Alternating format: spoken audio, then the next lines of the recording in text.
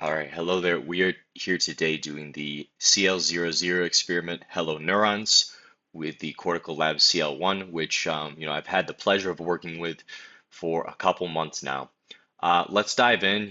We already I did another video going through the interface. If you want to check that out, please go ahead. But in this video, we are going to focus on the Hello Neurons, which is the Hello World program for the CL1. Now, if we jump straight into this, we can see on this first Jupyter Notebook cell, we are working with CL Visualization Jupyter, import show activity mode three-dimensional, show activity mode three-dimensional, focus on channels 30 and 38. Where are channels 30 and 38? They're right here, right next to each other. So I'm going to go ahead and just run that. And you'll see that within the Jupyter Notebook, I have two screens open here. It opens up right here, and you see the first one, show activity mode 3D. It shows the entire 3D mode readout there, the animation. This is the 2D, just for reference. And if I go to this one, it zeroes in on channels 30 and 38. And thankfully on channel 38, we're able to see some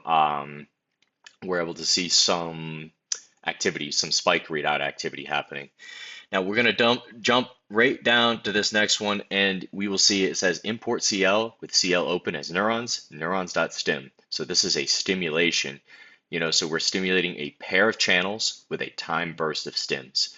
And how this works is CL.channel set 30 and 38. It sets channel and 30 and 38 as the ones that will be receiving the stimulation when this is run. The stimulation design is that both those channels will first get 180 milliseconds of negative 1.5 milliamps, and then 180 milliseconds of positive 1.5 milliamps.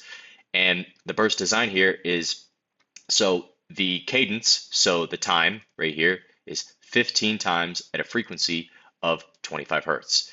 And we'll get more into the details on all of these, but I'm going to just run it real quick.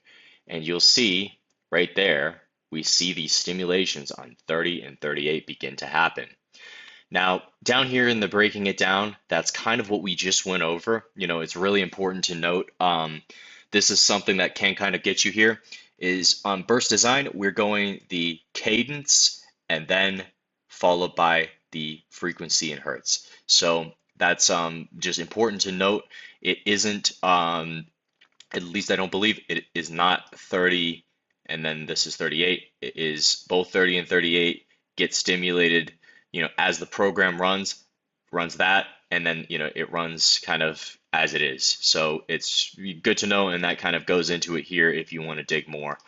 And all this information is there for you, Cortical Labs customers, people who are using this device. So super important. Now, if we come down to what is a channel, we see the default MEA channel layout. Now, it's important to note channel 4 right here is the reference channel, and you'll never see spike readouts on this. Although you can jump in there and perform stimulations on it, you will not see any spike readouts on that one because it is a reference channel. Channels 0, 7, 63, and 56 are also not used. So it's important to note that as well. And if we jump down here, there is, and we'll get into this, StimPlan subsystem provides the ability to schedule intricate and orchestrated stimulation. And we will, it allows you to jump ahead, but I would highly, highly recommend just looking over each of these things, each of these items, and familiarizing yourself with these tutorials, because it really will help save you a lot of time later on as a developer. Even if you're using agentic coding, just being able to get under the hood, look at your code, and understand what is happening is super, super important. So again, my name is Garrett. I'm happy to help anybody. My email will be in the description. Thank you very, very much. And my goal is to teach 1 million people how to use biological intelligence in their workflows to develop revolutionary technology solutions for wearable devices, for EEG, for anything you can imagine.